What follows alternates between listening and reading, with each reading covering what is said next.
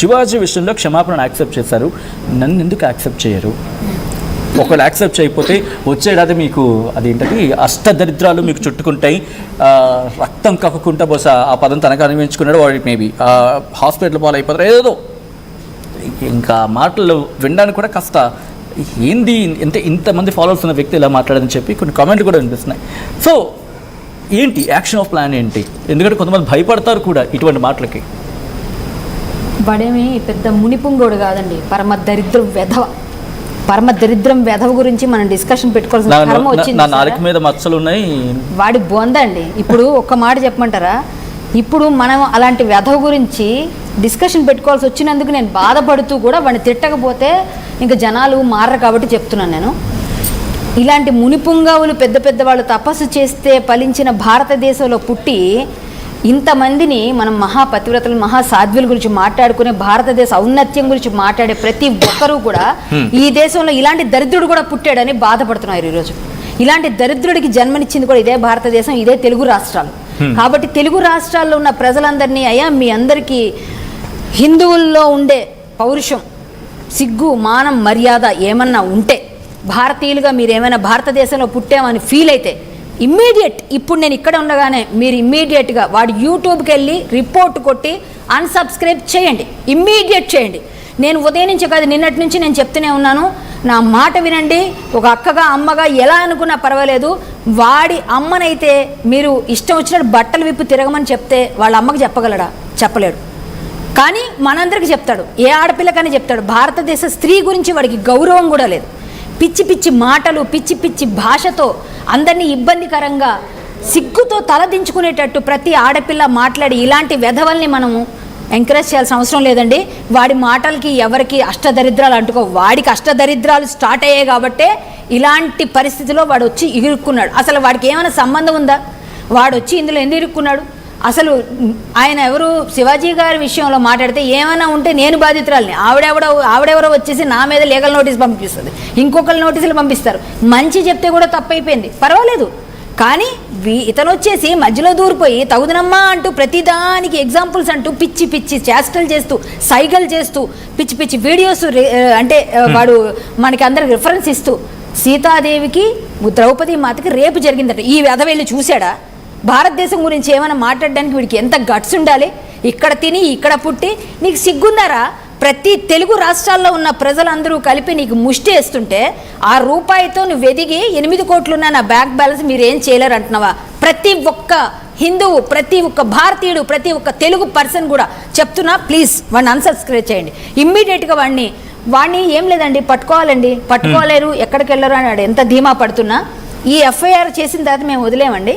కన్ఫామ్గా నేను ఫారిన్ అఫైర్స్కి తీసుకువెళ్తాను. అలాగే మహిళా కమిషన్ కూడా నేను వెళ్ళి కంప్లైంట్ ఇస్తాను రేపు ఉదయం. ఎందుకు ఆవిడ ఇప్పుడు సుమోటోగా తీసుకోరు? ఎందుకు వాడిని రప్పించారు ఇక్కడికి? మొన్న అయితే 2 మాటలు మాట్లాడితే తప్పుగా చెప్తే ఆయన క్షమాపణ తీసుకున్నారా?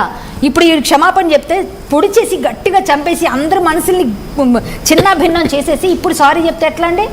చంపేశాడు వాడు అందరినీ మానసికంగా, హిందువుల్ని భారతీయులందరినీ చంపేశాడు వాడు మాటలతో. వాడు హత్య చేశాడు మానసికంగా. వాడు సోషల్ మీడియా టెర్రరిస్ట్లా తయారయ్యాడు. ఇలాంటి టెర్రరిస్టులు మనం పెంచి పోషించాం. కరోనా కన్నా తీవ్రమైన వైరస్ వీడు. ఇలాంటి వాళ్ళని తను ఏమంటాడంటే, ఇదే నేను బెట్టింగ్ యాప్ అనే ఒక భూతాన్ని ప్రజల ముందు ఉంచి ఆ బెట్టింగ్ యాప్ నుంచి కాపాడాను, వినే ఉంటారు, కాపాడాను కదా. మరి అప్పుడు ఎందుకు మర్చిపోయారా? నేను చెబుతున్నవి, నేను చెబుతున్న మాటలు సమాజానికి ఉపయోగపడేవి. నేను ఇంతవరకు ఎవరికి ప్రమోషన్ చేయలేదు, అట్ ద సేమ్ టైం ఎవరి దగ్గర డబ్బులు అన్యాయంగా చేయలేదు.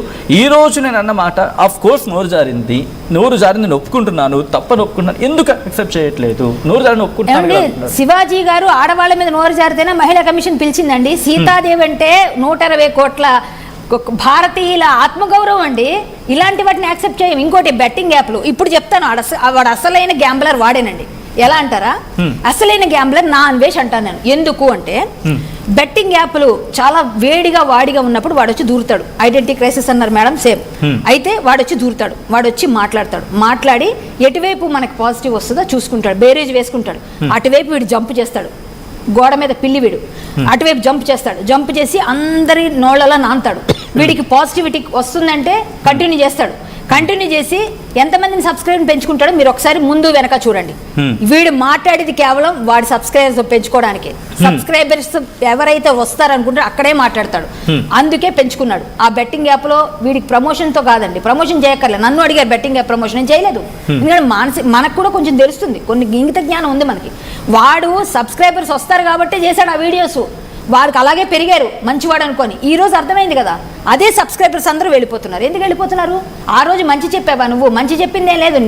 నీ స్వార్థం కోసం, నీ డబ్బు కోసం నువ్వు వాడుకున్నావు. అది కూడా ఇప్పుడు కూడా అదే, ఇది వాడుకుందామని చూశాడు. ఈ విషయాన్ని కూడా, ఈ అంశాన్ని కూడా వాడుకుందామని వచ్చాడు మధ్యలో. ఏదో ఒక విధంగా మాట్లాడదాం కదా అని. మీరు ఎలా పడతారు? అది ఏమైంది? కర్మ కాదండి, కర్మ రిటర్న్స్ ఇమీడియట్గా చూపించేస్తుంది. ఎప్పుడు కర్మ. ఇప్పుడు 1000 గోవులు ఉన్నాయండి, 1000 దూడలు ఉన్నాయండి. ఆ 1000 గోవుల్ని కట్టేస్తే ఒక చోట, ఆ దూడలన్నీ వెళ్ళి ఆవుదే రావుతాయి. అంటే ఏంటి? ఏ గోవు తల్లి తెలుసు, అక్కడ వెళ్ళి ఆగుతుంది. అలాగే నీ కర్మ ఎక్కడుందో నీకు తెలుసు, ఖచ్చితంగా వచ్చి ఆగుతుంది అక్కడే. సేమ్ అదే అన్నమాట. కాబట్టి వీళ్ళలాంటి వెధవల్ని ఎంకరేజ్ చేయక్కర్లేదు. ప్రతి ఒక్కరు ప్రతి ఊర్లో వేయాలి.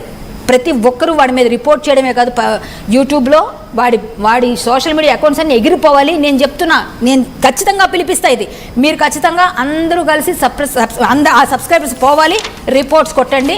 వాడి రిపోర్ట్స్ వెళ్ళాలి, వాడి ఛానల్ ఎగిరిపోవాలి. వాడి సోషల్ మీడియా నుంచి రూపాయి కూడా వెళ్ళకూడదు మన వైపు నుంచి. అంతేకాకుండా తెలుగు దేశాలు అన్నీ కూడా, మన తెలుగు అదే ఏ రాష్ట్రాలు అయితే తెలుగు రాష్ట్రాల్లో ఎక్కువగా ఉన్నారండి. పిల్లలందరూ చెడిపోతున్నారు. 15 ఏళ్ళ అమ్మాయితో 1000 రూపాయలు ఇచ్చి నేను ఎంజాయ్ చేశానని వీడియోలు పెట్టిన ఇలాంటి వెధవలు మనకు వద్దమ్మా. మన పిల్లల్ని పాడు చేస్తున్న వెధవల్ని మనకొద్దు, అవసరం లేదు. మీరందరూ వాడిని రిపోర్ట్ చేయండి, వాడికి ఖచ్చితంగా శిక్ష పడాలి. అంతేకాకుండా ప్రతి ఒక్కరూ కూడా మీరు వెళ్ళి రిపోర్ట్ చేయడమే కాదు, కేసులు పెట్టండి. ఫార్మేట్ కావాలని నా దగ్గర ఉంది, ప్రతి ఒక్కరికి నేను ఇస్తా.